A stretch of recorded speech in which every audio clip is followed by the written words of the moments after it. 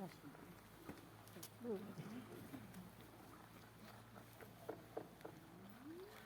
ім'я Отця і Сина, і Духа Святого.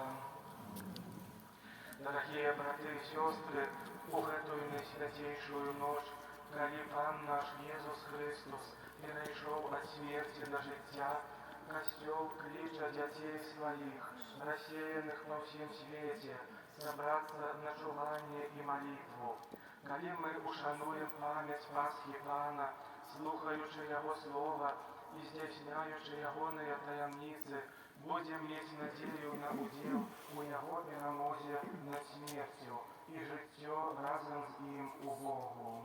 Вас прошу, браты, наимилейшие, что захопляетесь ясностью святого полымя, как разом со мною призывали милосердность у всемогутного Бога.